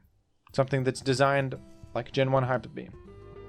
Up next is Funbro. Funbro is the nickname for a Slowbro set that is able to create infinite battles, literally infinite battles. The way that you do this is that Slowbro will use the move Block against an enemy that can't threaten it very much. Over time, the opponent will lose all of their PP and be forced to use the move Struggle, which is what happens when you run out of PP. And Struggle, when clicked, will deal 25% of recoil damage to the Pokemon. So you struggle a few times, and eventually you will faint. Except this Slowbro is running the move Heal Pulse to purposely heal the enemy and prevent them from dying to struggle. By healing the enemy repeatedly, they actually never die. They just sit there clicking struggle and constantly getting healed back, never being blessed with the sweet release of death. It never happens. But you might be wondering, well, what if Slowbro runs out of heal pulses? You can only use 16 heal pulses. Well, that's where the Leper Berry comes in. Leper Berry is a berry item that, when consumed, will heal 10 PP to a move that just ran out of PP. So this is a way to actually restore PP to your moves. But you only get one Leper Berry, right? Well, Slowbro runs the move Recycle. And Recycle allows you to recover the last berry that you just consumed. So with Recycle and the Leper Berry, Slowbro has effectively infinite PP and will never run out of heal pulses to keep healing the enemy that is struggling themselves. And then the final move on Slowbro is Recover, so it can heal itself and never die. This set creates infinite battles. If you just sit there clicking heal pulse and recover over and over and recycling the Leper Berry, the battle will never end. There's no way for either player to progress the game forward unless you choose to stop, but it's within your power to make things go forever. Because of this set, something called the Endless Battle Clause is put in place in Pokemon Showdown that detects whether someone is using one of these combinations of things that can create an endless battle, and if this is detected, it forcefully forfeits the game for that player. There are other ways to create endless battles I won't get into. You can ask Jonold about that. He knows all about that. But Funbro is the most famous, and is a dastardly strategy indeed. If it's even a strategy, it's more of a cosmic joke than a strategy, I would say. Up next is Tele versus A.B.R. This refers to a game played in Smogon's official ladder tournament that I believe is the longest tournament match ever played on Pokemon Showdown. This game between Tele and A.B.R. went for an unbelievable 1,287 turns. For this game to be preserved, players actually had to download the replay manually because the game is too long to actually be uploaded to the Pokemon Showdown servers. I believe what happened here is that it was a bit of a stalemate. Neither player could really make progress, but A.B.R. identified that over time, very, very slowly, he could make progress and eventually win, which is what happened. That's a very simplified version of events. I would actually recommend you watch this Frieza video about it. He went into much more detail about the events of the game and what went on there. It was basically a very patient display of high-level gaming, and a historic event that has even gained some notoriety outside of the niche Smogon community. People are aware of this in casual conversation sometimes, surprisingly. It's a bit of a cultural event. And the final entry of Layer 3 of the Iceberg is the Mazar cheating scandal. For a bit of background, Smogon Premier League is a popular tournament series in the competitive singles community that is a team tournament where every member of the team will play a different format. There's current gen OU and then all of the old gens of OU, and also back in the day Ubers used to be played, which is the format where legendaries are allowed, and you would have a dedicated Ubers player on your team. And there was once a player called Mazar, who was incredibly dominant in the Ubers format in Smogon Premier League, SPL. Suspiciously so. People realized after a while that Mazar's team choices were always seeming to have exceptional matchups against the opponent to the point where it seemed impossible for him to lose on matchup alone. Almost as if he had some insider information somehow, like he knew what the opponent's team was going to be. People couldn't prove it for a while, but it just seemed too perfect. Every single time Mazar played, his team was exactly tailor-made to defeat the enemy matchup. And over time it was revealed through leaked messages that Mazar was actually taking advantage of a bot to scout his opponent's teams, and indeed see exactly what they would bring and therefore be able to create a perfect counter team. Which is of course cheating. If you know exactly what your opponent's going to bring, you can very easily tailor-make a team that beats that and win consistently. And the reason he was playing Ubers and not OU for his team was because the bot was much better at scouting Ubers games because they were less frequent, while OU games were happening too frequently to properly scout with the bot. So that's why he switched to Ubers and had sudden astronomical success, was because he was cheating the whole time. And the most infamous event that spawned from this was, of course, the Double Kick Terrakion, which actually wasn't used by Mazar, but was used by his teammate who was also benefiting from this bot. Double Kick Terrakion is such a random thing to bring to an Ubers game, but it was the perfect response to the opposing Smeargle, who of course was carrying a Focus Sash to live an incoming hit. Double kick hits twice, therefore one hitting the enemy Smeargle and preventing them from doing whatever they wanted to do. There's no way you could expect the Terrakion in front of you in Ubers to have double kick of all things, a terrible move outside of this particular context. And this was a real giveaway that something was off here, wasn't it? Now initially Mazar's team went undiscovered and won the tournament as a result of this cheating, but later on, when the messages were leaked and it was revealed that there was a bot at play, the whole tournament was retroactively cancelled and labelled to have no winner, because of course the winner was cheating. Mazar was permanently banned, and new security measures were put in place on Pokemon Showdown to prevent such cheating from happening in the future. And in fact, because of this, Ubers is no longer played in SPL because this was such a controversial scenario. Ubers itself was cut from SPL and is no longer played, which is kind of crazy, isn't it? This event really showcases a problem with competitive singles, which is that it's difficult to police cheating. I mean, what if he just didn't make it so obvious? Alarm bells are raised when you're using double kick Terrakion, which is a stupid thing to do in any other context but that matchup. But what if they were more subtle about it and just kept this bot to themselves, never leaked it? They could be cheating to this day. Because they gave it away so easily, suspicions were raised and people figured it out, but you can imagine an alternate universe where this was swept under the rug, and it makes you wonder if perhaps people are subtly cheating in Smogon formats in ways that we don't realize. Because ghosting is a problem. Ghosting is where you have someone watching the battle and just telling you what to do, effectively meaning that you could have a great player just play a game on your behalf and win for you, because they're making all the decisions, right? So how do you police that? You can't monitor people's computers. It's not that severe, but it raises a dilemma, doesn't it? I think most Smogon gamers are honorable, and it's just a weird thing to do, to cheat in a competitive community where there usually isn't even any prize money to win. It's like purely pride, and at that point, why are you cheating to win something where you get no reward for it besides just like saying you won? There's not much incentive to cheat in that sense, I guess, but there are always suspicious individuals who just want to feel like they're good at something and therefore cheat at it. We now reach layer 4 of the Iceberg, where the first entry is Baton Pass. Yes, that's how I pronounce it.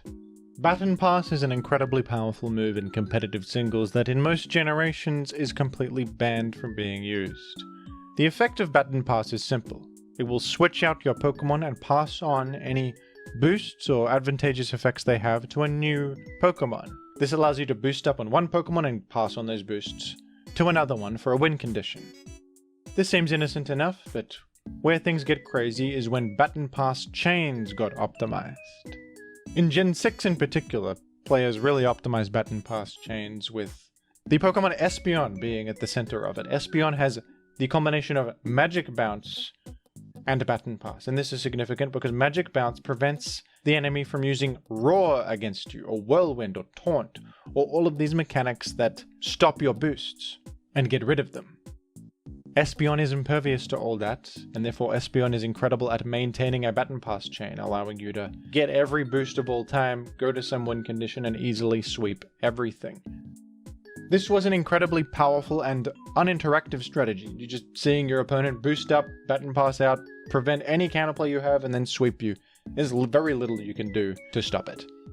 So they experimented with different restrictions, like only 3 Pokemon can learn Baton Pass, but then people optimized that anyway for the same exact result. So Baton Pass was banned outright, and that persists in most generations.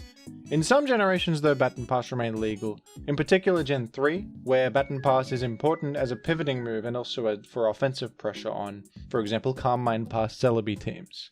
But it was even controversial there with Speed Pass strategies, passing speed to Pokemon like Marowak, who, with enough speed and after a Belly Drum or Swords Dance boost, can often sweep entire teams. So the game plan would center around gathering speed boosts with Ninjas, who could passively boost its speed, and then pass out to the Marowak, Swords Dance, and win the game. But with middle points, sometimes involving Mr. Mime, who is kind of like the proto-Magic Bounce because it has soundproof, and that blocks Roar from taking effect. And in Gen 3, Roar is the main phasing move, so by blocking Roar, you have this middle point of Mr. Mime to prevent the counterplay, taunt them, go Baton Pass, sometimes even put them to sleep or encore them, and then get your Marowak win condition checkmate. And there were other teams with agility, Baton Pass, Zapdos to Hariyama. There was a Mawile was involved for a time. Octillery reared its head. Many things have happened. And there's been so many iterations on Baton Pass in Gen 3 that I've covered on my channel extensively in multiple different videos. So I would urge you to check those out if you're curious about the specifics there. But today's result is that the combination of speed boosting and Baton Pass is banned in Gen 3. Which sort of solved the problem of passing speed to a really broken offensive threat and then sweeping whole teams as a result. But the main point of this being on the Iceberg is that Baton Pass is a crazy move in competitive singles that always seems to break the game. It even happened in Gen 2 with Mean Look Baton Pass, which we talked about earlier. Up next we have Golduck defeating Primal Groudon. Primal Groudon is one of the most powerful Pokemon in history. It has unbelievable stats, an unbelievable move pool, the ability Desolate Land, which creates harsh sunlight on the field, and effectively makes it immune to water-type attacks, which it would otherwise be ×4 weak to, turning its ground fire typing into a truly elite one. Primal Groudon is so good that it's an auto-include on every single Gen 6 and 7 Ubers teams, pretty much, with very rare exceptions. But did you know that of all things in the world, Golduck matches up well against Primal Groudon? It's because Golduck is a water type, with the ability Cloud 9. Cloud 9 is an ability that cancels the effects of weather while the Pokemon is active. And this even includes Groudon's harsh sunlight set by Desolate Land. Because Golduck is able to cancel this out, the most important trait of Primal Groudon, dissipating water type attacks and making them ineffective in harsh sunlight, no longer applies, and Golduck can simply use a water move, deal ×4 super effective damage, and one-hit KO the most powerful Pokemon in the universe. How novel. In practice, this is obviously not going to be a fantastic strategy in Ubers, because other Pokemon can simply switch in on Golduck and defeat it easily. It's only a mere duck amongst legendaries, and god, it's not going to fare very well, I'm sorry to tell you. But if your opponent is foolish enough to stay in with their Primal Groudon, looking at the duck in front of them and laughing at the weakling that has been brought before them, they might just have a rude awakening. It can bait people, even though I think Cloud9 gets announced in the chat. It's one of those things you don't think about, maybe, in the moment. Who would lose to this? What kind of idiot would lose to this? I'll tell you who I've lost to this before. My Primal Groudon was killed by a Golduck once, because I wasn't thinking straight. I didn't think about the fact that Cloud9 was active, and I was killed. These things happen to people. People who are very intelligent.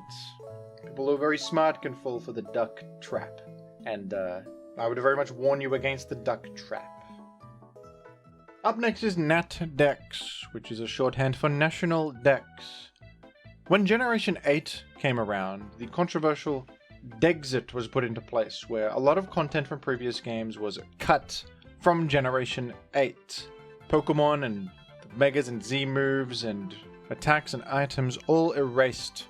And this created quite a stir. A lot of players wished that we could have an alternate format where all the new content from Gen 8 was able to be used, but also we still had all that cut content from the past generations. What if there was a format where everything from Pokemon history was allowed to be used? And thus, the concept of National Dex was born, which is exactly what National Dex is. In National Dex, the cut content is now legal. It was introduced in Gen 8 and persists in Gen 9, where all the mechanics, all the new Pokemon, all the items and such introduced in Gen 8 and 9 coexist with all that came before. So you have like Tapu Lele and Iron Valiant facing off, and other such impossible combinations. It can be quite a chaotic format, but it's cool that this exists, people want it, and people made it happen. And it's yet another unique format you can play on Pokemon Showdown. Up next we have PO, which stands for Pokemon Online. Before Pokemon Showdown existed, Pokemon Online was the most popular battle simulator, and it was a program you had to download on your computer. You would connect to a server, and then be able to queue up for ranked battles within this program. Teams were also stored as specific files on your computer, so there was a team builder in Pokemon Online, but you have to save the team to your desktop, and then load it from your desktop to use it, which was quite interesting. PO had pretty primitive graphics. I don't believe they had animations for moves or Pokemon. The UI was rather bare bones, but it did the trick. It simulated Pokemon correctly, and it was what I played back in the day when the world of competitive Pokemon singles opened up to me. That was when Gen 5 was current and before Pokemon Showdown released. Despite being a bit clunky and in many ways difficult to use, many look fondly back on Pokemon Online with a nostalgic lens. I think Pokemon Showdown there was a far better simulator, but it's interesting that we used to play on a different one, huh? Up next is Monotype. Monotype is an interesting competitive Pokemon format where every single Pokemon on your team must share a common type to be valid to use, to be legal to use. This is probably inspired by the gym leaders in the Pokemon games that use teams that all share a common type as well. And it's an interesting format where, when building with a common type in mind, it's interesting how you cover the weaknesses of that type. There's obviously problems that arise from all your Pokemon being of the same type, because it means that they will all share a common weakness. So it is very important to cover that. For example, if you're using a mono-electric type team, a popular choice is Rotom Wash. Electric is only weak to ground, and Rotom Wash is crucially a electric type Pokemon that is immune to ground thanks to Levitate.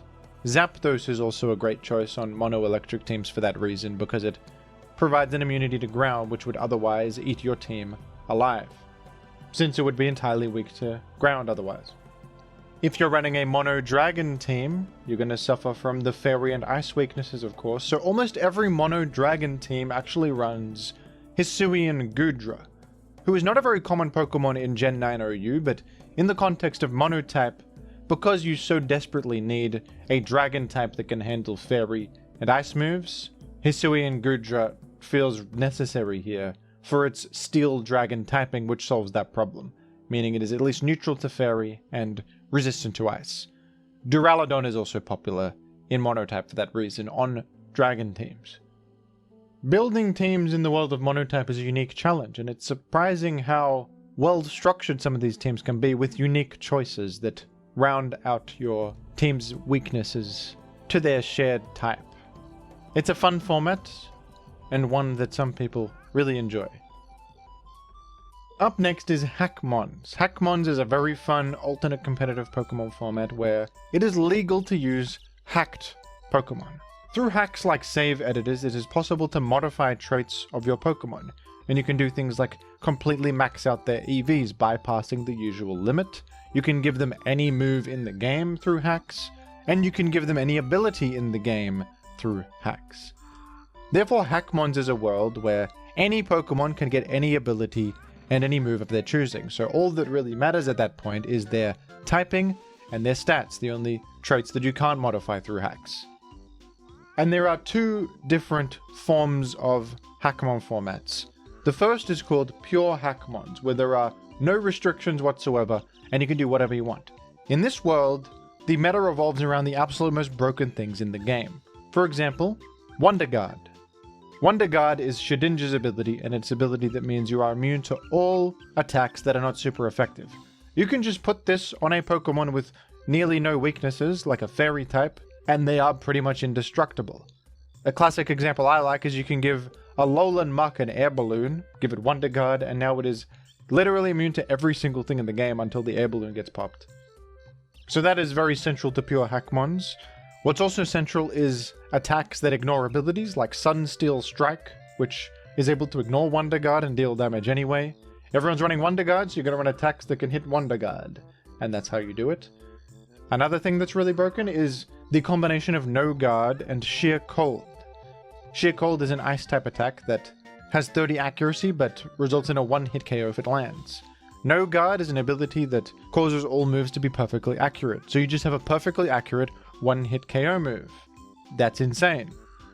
And you just chuck this on the fastest Pokemon ever, like Deoxys Speed, and just spam Sheer Cold, and then you can KO everything. But of course they have Wonder Guard, which blocks it, but then you have Sunsteel Strike, which hits that. So it's a whole metagame around all these things, and it's pure chaos. I think it's actually quite fun. So that's Pure Hackmons, but then there is Balanced Hackmons. And Balanced Hackmons is a format where there actually are rules in place and things are banned. So Wonder Guard is banned. One-hit KO moves are banned. I believe Contrary is banned, because there's broken combos with that. like V-Create Contrary and such. And Balanced Hackmons is a very interesting format, where you have like Regigigas becoming a top tier Pokemon because it can now choose its ability. Usually its ability is Slow Start, which is a detriment, but now it can choose whatever it wants, making it really good. Same deal with Slacking. One of the strongest Pokemon in Balanced Hackmons is actually Ash Greninja, because you can use Ash Greninja in its transformed state without having to activate Battle Bond on regular Greninja, and therefore you just start with the incredible stats of Ash Greninja. And what they do is give it the ability Sniper, meaning that critical hit attacks deal extra damage. Then you run moves that can only critical hit, like Surging Strikes, which has a 100% crit chance, and Wicked Blow, which also has a 100% crit chance. Then you have this fast, incredibly powerful offensive attacker that crits every single time it hits, and those crits deal more damage. Unbelievable damage output, and also the ability to bypass defensive boosts. Ridiculously broken. It's a really fun format, to be honest, where creativity is at the forefront, with so many options and basically a complete playground for you to mold to your whims. There are possibilities beyond comprehension in Hackmons. Up next is 1v1. 1v1 is another fan format on Showdown, where you have 3 Pokemon on your team, and you can see their 3 Pokemon on their team, but you can only bring one of them to the actual battle. So it's a bit like an advanced version of rock, paper, scissors. You have to predict what they will bring based on what you have and respond to it. 1v1 is interesting because in an environment where there's no switching and it's just one Pokemon against one, different things are powerful. Like, for example, the item Key Berry is good in 1v1. Key Berry is an item where if you get hit, you gain a defense boost. That has some merit in other formats, but in 1v1 it's particularly good because you're not going to switch out and lose that boost. It's basically permanent. These short-term effects are amplified in 1v1. There's also things like a Sylveon with Pixelate and Hyper Beam, for example. Usually would be a terrible strategy because after you Hyper Beam, the enemy can punish your charge turn, but it's 1v1. You're just trying to defeat the enemy in front of you, so it doesn't matter if you charge when they're already deceased, does it? So charge moves are much better in 1v1.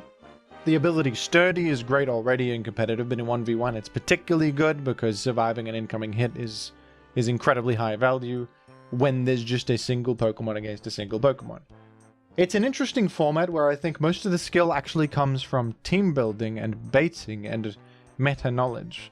Because in-game there's limited decisions to make. It's a short battle. Often your choices are straightforward. There are some mind games that can take place, but really the skill is in building interesting teams. Team building feels particularly amplified in 1v1, which for some people is very fun, and cooking up insane 1v1 sets is their way to express their skill, which I think is cool. Up next we have Dachsbun beats Koraidon. Koraidon is currently the #1 ranked Pokemon in Gen 9 Ubers. It is the incredibly powerful box legendary of Pokemon Scarlet.